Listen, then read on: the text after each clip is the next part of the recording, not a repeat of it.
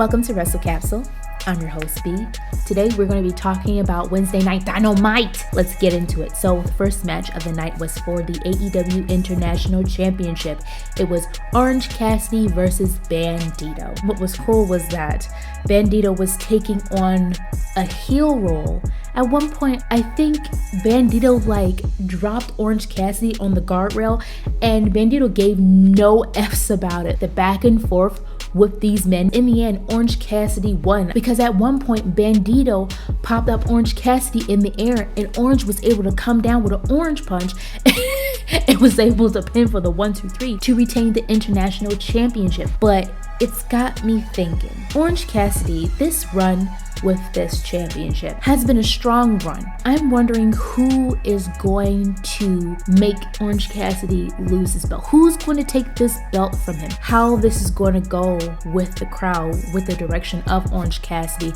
Because I know there's people who love him, there's people who hate him, there's people who enjoy his gimmick with the little soft kicks, hands in the pockets, all that. And then there's other wrestling fans that can't stand it, thinks it's stupid. Where Orange, and I know this might be like, B, you're doing three much, but I think about these things when it comes to wrestling. Will there ever be a point where Orange Cassidy will transition, will evolve with his character? How long is it going to be over with the fans? Are we ever going to get tired of this Orange Cassidy? But what was cool about the end of this match was after Orange Cassidy won, Bandido was cool with Orange. Orange was cool with Bandido. Orange gave Bandido extra pair of glasses. Standing next to each other, cool with each other, cool day loud. Now, even though it still is weird for me to see Jeff Jarrett wrestle, I have to say, the match with him and Dax Harwood, it wasn't bad. Jade got involved, interfered in the match. In the end, Jeff Jarrett was able to pick up the win. What are they doing? Why did Jeff Jarrett have to win this match? And then he picks up the tag team championship. I think he stole from one of the officials and has the tag team championship in his hand while Dax is on the mat. And I'm like, okay, he's trying to go after these belts again. Is it going to be with Jay Lethal? Like, what? I don't want to see Jeff Jarrett and Jay Lethal as tag team champions. I would like Jay Lethal to be by himself going after a championship. But those two together, even though Jeff Jarrett still got it in the ring, I don't want to see that. But I know they're still going to keep it going, the feud with Jeff Jarrett's group and FTR. Probably going to bring it to Double or Nothing for the tag team championship. Wardlow in a squash match. How exciting. My bone to pick. Wardlow, after gaining the TNT championship back, for him to be in a squash match. What dominance are you trying to gain? Like, you're the TNT champion again 3 times, I might add. Why do you need to have a squash match with the unknown wrestler to advance you as champion? What else do you have to prove? Wardlow's better than this. I don't see why this needs to be done, and I don't feel like this match was beneficial to the TNT champion. QT is promising that he is going to help Hobbs get his championship back. So the 4-pillar tournament continued, and this time it was with Darby Allin versus Sammy Guevara. Let's just talk about how weird, before the match even happened, the weird segment with Maxi Pad and Sammy Guevara having their bromance weird thing going on, and then they're kissing each other on the foreheads and they're hugging each up. It's just cringe, and it's exactly what it's supposed to be. Entertaining and annoying at the same time. Just perpetuating this whole thing of them being best friends, and it's just propelling the storyline forward. That was funny. What was weird to me was, once again, Sammy Guevara won against Darby Allin. And by the way, this match was one of my favorite matches of the night. MJF was doing commentary. You have Excalibur, you have Taz, you have Tony Schiavone, who can't stand MJF, and MJF, who can't stand Tony Schiavone. And MJF is up there promoting his kosher pickles. It was just extra. You could hear MJF rooting for Sammy. Oh, this is beautiful. Oh, that was amazing. Outside of the commentary, I love these two in the ring. But for Sammy to win because of a disqualification, it was so cheap. But Jack Perry comes out to save Darby. Dude should have came out before the freaking disqualification, but he comes out. Darby Allin and Jack Perry are in the ring, and Tony Schiavone is talking to Tony Khan in the back, and Tony Schiavone makes the announcement that next week we are going to have a tag team match, Sammy Guevara and MJF versus Jack Perry and Darby Allin. If Jack and Darby win, it's going to be a 4-way match at Double or Nothing for the AEW World Championship. But if Maxi Pad and Sammy Guevara win, it's just going to be continuing the way they want it to be, which is just going to be a one-on-one match at Double or Nothing. This all-around thing, just to get to this point, we all know. Come on, let's just be real. Darby Allin and Jungle Boy Jack Perry are going to win this match next week so that we can get a 4-way.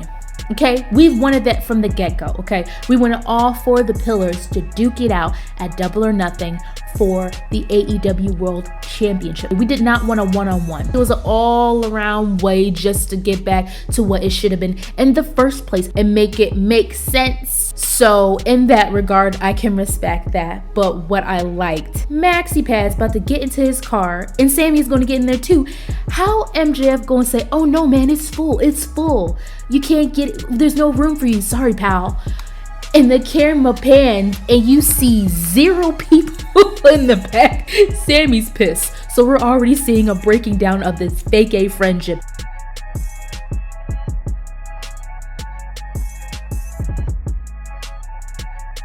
Roderick Strong.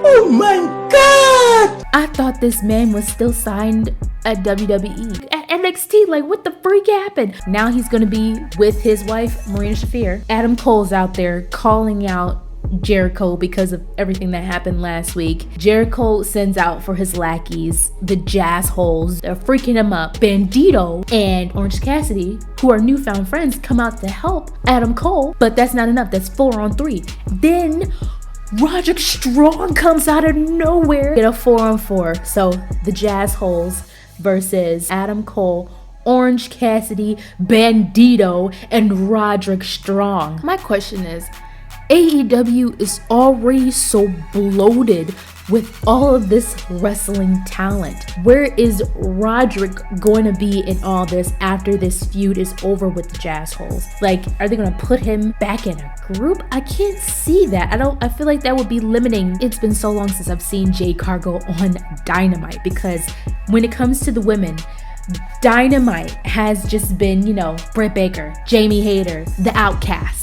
And Jade has kind of been more on Rampage. You're having this TBS championship match, and the majority of this feud has been built on Rampage, yet you're having the match on Dynamite. I feel like they should have spent more time building this up on Dynamite than on Rampage, because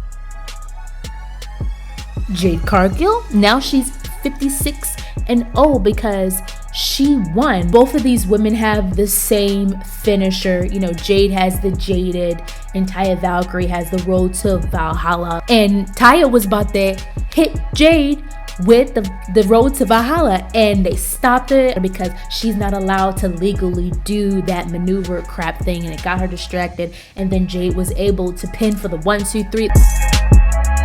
I'm sorry, I have nothing against the Butcher and the Blade, but I knew that they had no chance in winning against Kenny Omega and Konosuke Takeshita. I saw it on the match card and I was just like, get out of here. I just wanted Kenny and Konosuke to win. That's all that mattered to me. They're like, this whole thing of Konosuke having to pick between being on the Blackpool Combat Club team or being on the Elite team. Bryan Danielson talking so much ish. He was saying how Konosuke Takeshita is a real professional wrestler and how Kenny Omega is an amateur. The feud, the building of the Elite versus the Blackpool Combat Club. I love it so much.